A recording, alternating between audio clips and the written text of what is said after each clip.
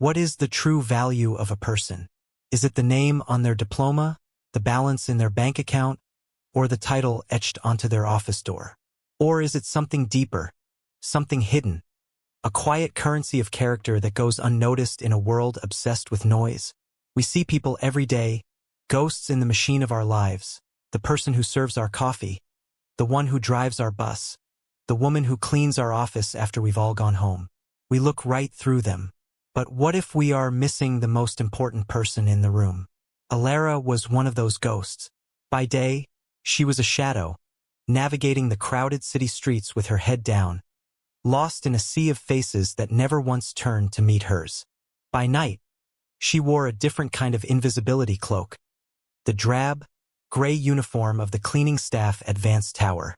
The building itself was a monument to power, a spear of glass and steel that pierced the clouds, and from its penthouse suite, Julian Vance ruled his global empire. Alara's world was the service elevator, the echoing silence of empty boardrooms, and the faint scent of lemon polish. Her tools were a mop and a bucket, her companion the hum of the industrial vacuum.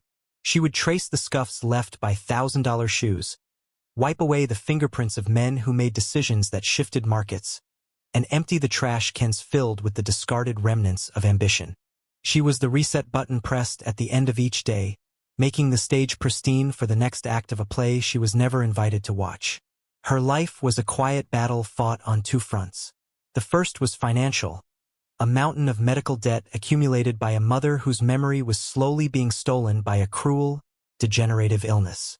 Every paycheck was a single stone removed from an avalanche that threatened to bury her. The second battle was internal, a fight to keep a brilliant mind from rusting in the cage of circumstance.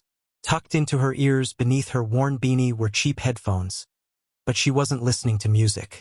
She was listening to language tutorials. Mandarin, Arabic, Russian, and most recently, a rare and notoriously difficult Japanese dialect spoken only in a few remote coastal provinces. Languages were her secret garden, a place where her mind could escape the confines of her reality. She spoke 6 of them fluently, a gift cultivated in the lonely hours of the night, a talent as invisible as she was. One night, while polishing the vast mahogany table in the main boardroom on the 80th floor, her phone buzzed. It was the nursing home. Her mother had had a difficult day. Alara stepped into the adjoining kitchenette for privacy. The phone pressed hard against her ear. She spoke softly in the Japanese dialect she'd been studying, the language of her grandmother, murmuring words of comfort she knew her mother, in her fog, might still recognize on some primal level. Daijobu, Okasan. Watashi jie soba and I are you. It's okay, mother. I am here. She didn't know that she was not alone. In the darkened office adjoining the boardroom, a single figure stood watching the city lights, his back to her. Julian Vance had not gone home. He was a man shackled by a legacy, known in the financial world as the Ice King, a ruthless prodigy who had inherited his father's empire but not his father's easy charm. He was wrestling with a ghost of his own, a multi-billion-dollar energy deal with a reclusive Japanese magnate, Mr. Kenji Tanaka. It was the same deal his father had failed to secure a decade ago, a failure that had haunted him to his grave.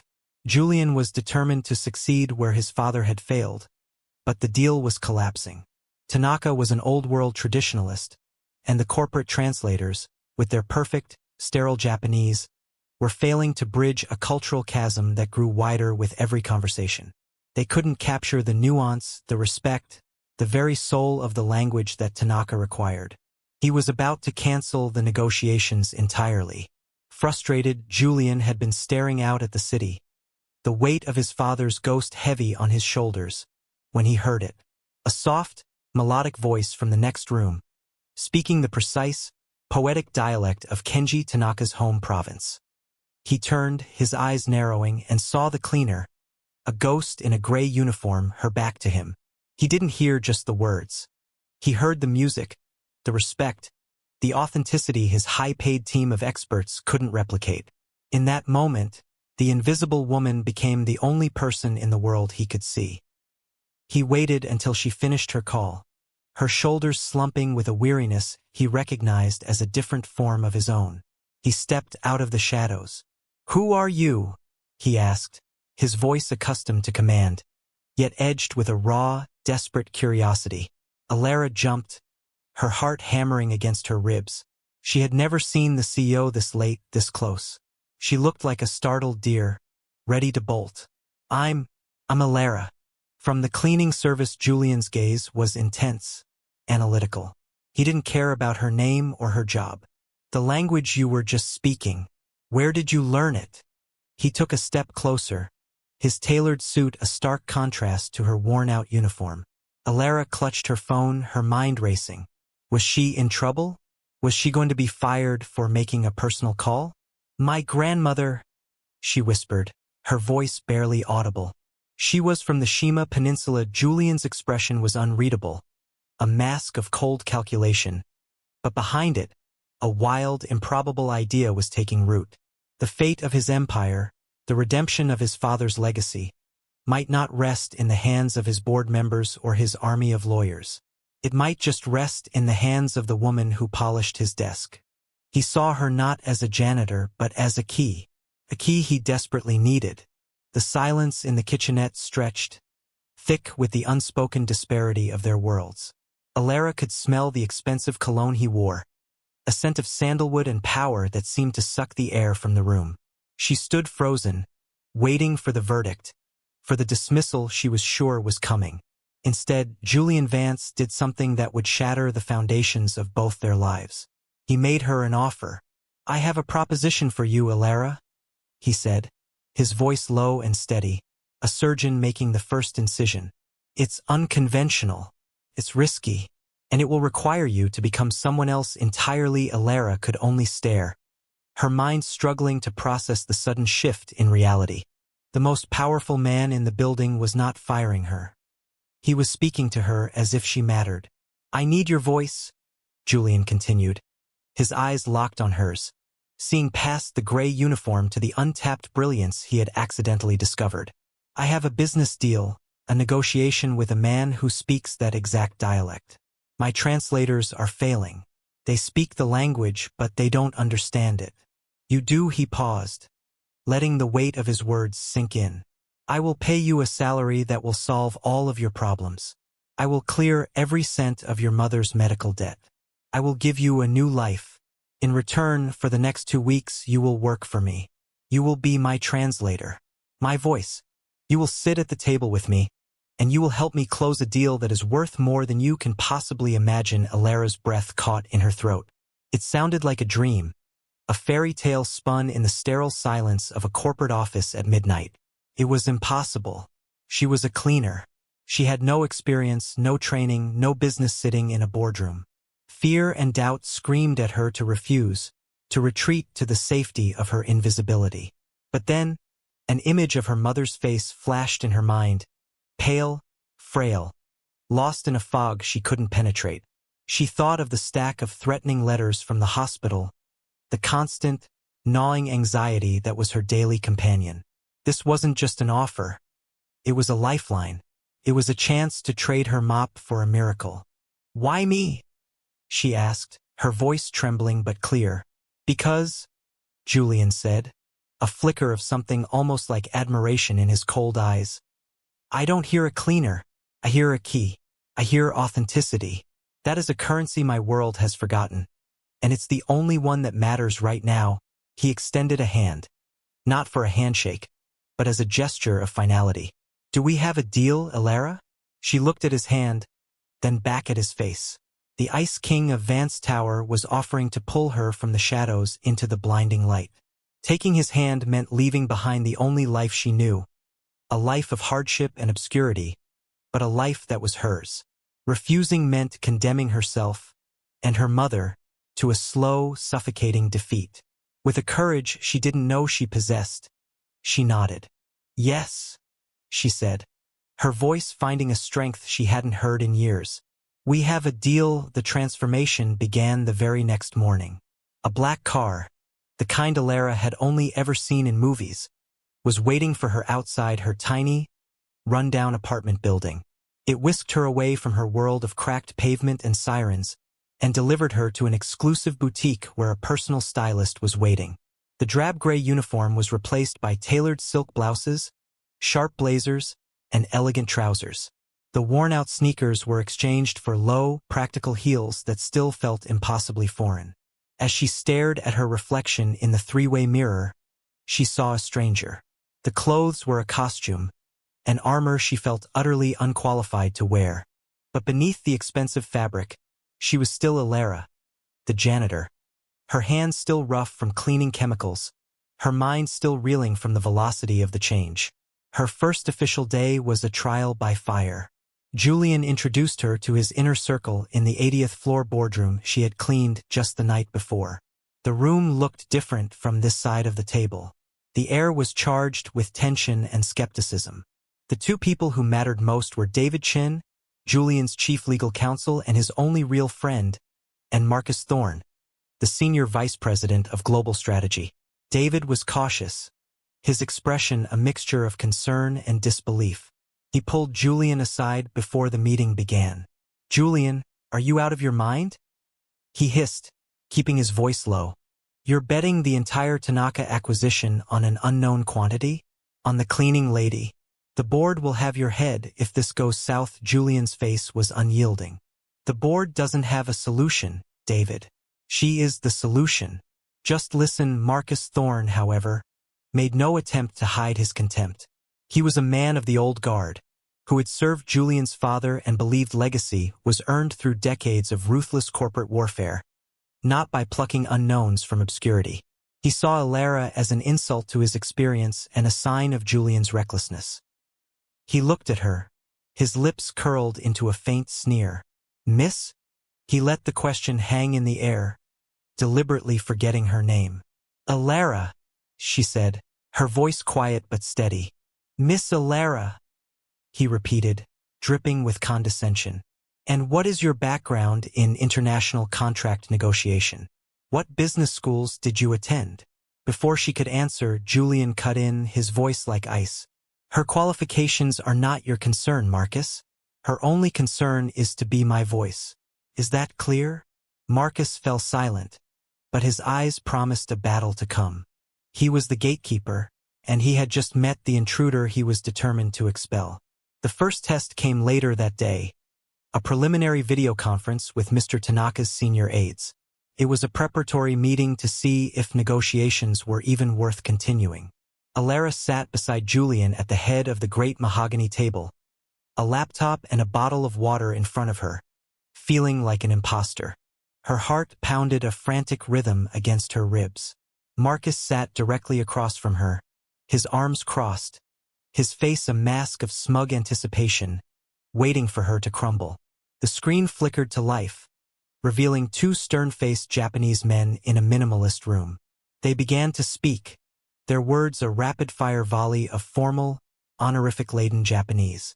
The corporate translators who had previously handled the deal would have given a literal word-for-word translation. But Alara did something different. She listened. She closed her eyes for a brief second, tuning out the hostile glare of Marcus Thorne, and focused not just on the words, but on the rhythm, the pauses, the subtle inflections. She understood that they weren't just talking business. They were testing, probing, searching for weakness and disrespect. When the first man finished a long, complex statement about land use rights, everyone turned to her. The silence was deafening. She took a breath and began to speak, her voice clear and calm. "He is saying," she began, addressing Julian but aware of the entire room, "that the proposed land is not merely a resource. It is the cradle of their community's history. He is respectfully reminding us that his employer, Mr. Tanaka, views himself not as the owner of the land, but as its temporary guardian. His concern is not with the price we offer, but with the honor we will show its legacy." Marcus scoffed under his breath. "That's not what he said. He was talking about zoning permits and mineral rights. She's adding sentimental nonsense." Alara didn't flinch. She turned her head slightly to address Marcus directly, her gaze unwavering. He used the word tamashii, which translates literally to soul, not mineral rights, and he referred to the zoning permits with a term that implies ancestral agreement, not municipal approval. A literal translation would be an insult. It would prove we don't understand what he's truly offering. The room was silent. Julian watched the exchange, his expression unreadable. On the screen, one of the Japanese aides, who understood English, gave a slow, deliberate nod of approval, a minute gesture that sealed Marcus's humiliation and Alara's victory. For the first time, a flicker of genuine respect appeared in Julian's eyes. She wasn't just a key, she was a master locksmith. Over the next week, the penthouse office became their war room. The city lights spread out below them like a carpet of fallen stars as they worked late into the night, preparing for the final, in-person meeting in Tokyo. The dynamic between them began to shift. The formal barrier of CEO and employee started to dissolve in the shared intensity of their task. Julian, the man who never revealed anything personal, found himself talking about his father.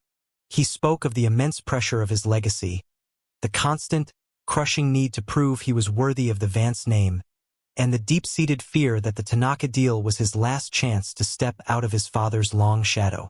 He tried for years to make this happen, Julian confessed one night, staring out the panoramic window. He saw it as the pinnacle of his career, a bridge between two worlds. When he failed, it broke something in him. I feel like I'm not just closing a deal. I'm trying to fix the past. Alara, in turn, shared her own story. She told him about her mother, a brilliant librarian who had filled their tiny apartment with books and her daughter's mind with a love for words. She described how she taught herself languages from her mother's old textbooks and free online courses, a secret act of defiance against the limitations of her life.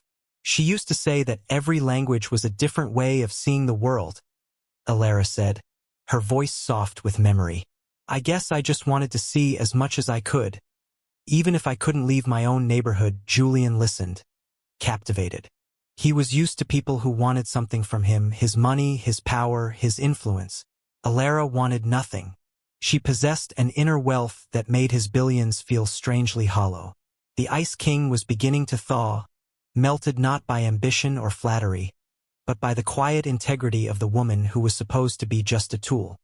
He started noticing small things.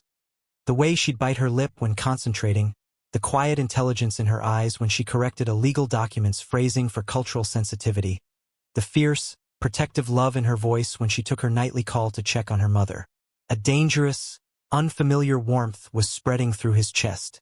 Meanwhile, Marcus Thorne was not idle. Seething with resentment and convinced that Julian's obsession with this janitor would destroy the company, he began to plot. He saw himself as the rightful heir to the Vance legacy, the steady hand the company needed, not the reckless boy king chasing his father's ghosts. He initiated a two-pronged attack. First, he used his anonymous contacts in the financial press to leak a distorted version of the Tanaka deal. The story painted Vance Corporation as a predatory American entity seeking to exploit a venerable Japanese institution, a narrative designed to poison the waters and spook Tanaka's notoriously private organization. The headlines were brutal, causing a dip in Vance stock and putting Julian on the defensive. His second move was far more insidious. He had his own team of translators analyze the preliminary meeting transcripts. He isolated a key phrase in the negotiation documents, a complex term related to intellectual property and traditional craftsmanship. He then prepared a doctored translation, one that subtly altered the meaning to be more aggressive and demanding. His plan was simple. During the final meeting in Tokyo, he would challenge Alara's translation, present his own more accurate version, and paint her as either incompetent or, worse, deliberately misleading Julian. He would create a moment of chaos and mistrust, hoping to either derail the deal and oust Julian in the fallout, or force Tanaka to negotiate through him, the sensible one. He was setting a trap, and Alara was walking right into it. The air in the private jet to Tokyo was thick with a palpable tension.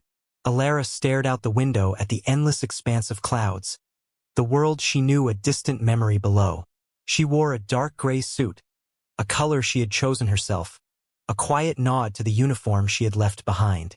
It was a reminder of who she was and what was at stake. Julian sat across from her, reviewing documents, but his focus was elsewhere. He kept glancing at her, a strange mix of anxiety and a fierce, protective instinct in his eyes. He had come to rely on her more than he had ever relied on anyone. The success of the deal was no longer just about his father. It was about proving his faith in her was justified. Marcus Thorne was also on the plane, a silent, brooding presence. He offered polite, cutting remarks, his smile never reaching his cold, calculating eyes. He was a predator, circling, waiting for the perfect moment to strike. They arrived in Tokyo and were ushered into a world of quiet, understated power. The meeting was to be held at Mr. Tanaka's private estate, a masterpiece of traditional architecture surrounded by immaculate gardens. The negotiation room was sparse, dominated by a low, lacquered wood table. Mr. Kenji Tanaka was a small man in his 70s with an aura of immense authority. He sat flanked by his two senior aides, his face an impassive mask. He greeted them with a formal bow, his eyes lingering on Alara for a moment longer than anyone else. The negotiation began. For hours they went back and forth, the conversation a delicate dance of finance, law, and culture. Alara was flawless. She moved between the two languages with an effortless grace, her voice a calm, steady bridge over the treacherous waters of their differences. She was not just translating words. She was translating worlds, ensuring that respect was communicated as clearly as financial terms. Julian watched her, a sense of profound pride swelling within him. They were a team. They were winning. Then, they arrived at the critical clause concerning the intellectual property of the local artisans whose craft was central to the deal. It was the moment Marcus had been waiting for. Alara translated Tanaka's position, explaining his desire for a trust to be established, managed jointly, to protect and nurture the ancient techniques for future generations. Before Julian could respond, Marcus interjected, his voice smooth and authoritative. "Julian, I must interrupt. With all due respect to Miss Alara, I believe her translation is overly romanticized. Perhaps her lack of experience is causing her to misinterpret the nuance here." He slid a document across the table. "Our own linguistic analysis indicates that Mr. Tanaka's terms are far more rigid. He is essentially demanding sovereign control over the patents, not a partnership. He's using the word hogo, which is a term of protectionism, not collaboration." The room went cold. The Japanese aides stiffened. Mr. Tanaka's impassive face tightened almost imperceptibly. Marcus had thrown down the gauntlet. He was accusing Alara of incompetence, of jeopardizing billions of dollars with a naive mistranslation. All eyes turned to Alara. Julian felt a surge of fury at Marcus's blatant sabotage, but he held his tongue. This was her moment, her test. He had to trust her. Alara felt a tremor of fear, but it was quickly replaced by a cold, clear anger. She saw the trap for what it was. She looked at Marcus, then at Julian, and finally, her gaze settled on Mr. Tanaka. She knew that a simple defense of her translation wouldn't be enough. She had to do more than win the argument. She had to reclaim the soul of the conversation. She placed her hands on the table, took a slow, centering breath, and did the one thing no one expected. She abandoned the script entirely. Looking directly at Mr. Tanaka, she began to speak in his dialect, her voice filled with a sincerity that transcended the sterile confines of the negotiation. She did not talk about patents or clauses. She spoke of her grandmother, who had taught her the songs of the Shima Peninsula. She spoke of the importance of preserving the tamashii of a craft, not just for profit, but for the ancestors who had perfected it and the children who would inherit it. She then turned her attention to Julian. Speaking in English, but with Mr. Tanaka and his aides listening, she talked about a young man trying to honor his father's legacy, not by conquering, but by building a bridge. She framed the deal not as an acquisition, but as a promise from one legacy to another, to be guardians together.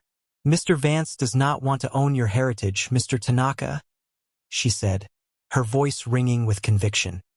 "He wants to be worthy of sharing in its future. Marcus Thorne is correct about one thing. The word is hogo, but he mistakes the meaning. It does not mean protection from an enemy. It means what a father does for his son, what a son does for his father's memory. It is protection born of love, of respect.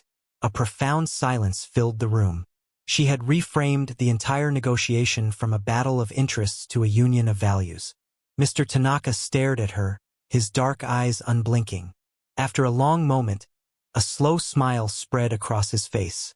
He spoke, his voice deep and resonant, and Alara translated for Julian. He says that in 50 years of business, no one has ever understood him so well. Mr. Tanaka then turned his gaze to Marcus Thorne, his smile vanishing. In sharp, clipped tones, he addressed him directly in Japanese. Alara translated, her voice cold and final. He says that a man who uses words as weapons, without understanding their weight, has no honor. He says your presence is no longer required at this table. Marcus Thorne's face went white. He had been exposed, outmaneuvered, and dismissed by the very man he was trying to manipulate. His career was over, incinerated by the quiet brilliance of the woman he had dismissed as a janitor. With a final, withering glare at Julian and Alara, he rose and exited the room in disgrace. The deal was done. Mr. Tanaka agreed to all the terms with one new condition. He insists, Alara translated, a small smile playing on her lips, that you appoint a permanent head of the Cultural Liaison Committee, and he insists that person must be you. The flight back to New York was a world away from the tense journey to Tokyo. The victory was palpable, a warm, glowing presence in the cabin. Alara's mother's medical debts had been wired and paid in full before they even took off. Her future was no longer a question mark but a wide, open horizon. Yet, as she looked out at the clouds again, she knew the victory was more than just financial. It was a validation of every lonely hour she had spent with her books, a testament to the hidden worlds she had cultivated within herself. She had found her voice, and in doing so had discovered her own power. That evening, she stood with Julian in his penthouse office. The city glittered below, no longer a symbol of a world she was excluded from, but a landscape of possibility. The space between them was no longer defined by their roles as CEO and employee. They were partners, equals who had faced a dragon together and won. I was wrong, Julian said, his voice quiet, stripped of its usual icy authority. He turned from the window to face her. I told you I was chasing my father's legacy, but that wasn't the whole truth. I was chasing his approval even after he was gone. I thought closing this deal would finally make me feel like I measured up. He took a step closer, his eyes searching hers. But it wasn't the deal that changed anything. It was you. You showed me what true value is, Alara. It's not in a name or a number. It's in integrity. It's in seeing what other people miss. You see the soul of things. Alara's heart swelled. He was no longer the Ice King. He was just Julian, a man who had been just as trapped in his gilded cage as she had been in her life of poverty. You saw me when no one else did, she whispered. You gave me a chance. You gave me one back, he replied, his voice thick with an emotion she had never heard from him before. He reached out, his hand gently touching her cheek, his thumb tracing the line of her jaw. The distance between them vanished, filled with the unspoken understanding that had grown in late-night work sessions and been forged in the crucible of Tokyo. This was not the end of a business deal. It was the beginning of something far more valuable. And so, we ask again, what is the true value of a person? Perhaps it isn't something that can be measured at all. Perhaps it's a light that shines within, often in the quietest, most overlooked corners of the world. A light waiting for just one person to be perceptive enough to see it, and brave enough to let it shine. The story of Alara and Julian is a reminder that the most extraordinary gifts are often hidden in the most ordinary of packages. What hidden talents are you holding on to? And who in your life have you been looking right through? Share your thoughts in the comments below, and let us know if you believe in the power of seeing the unseen.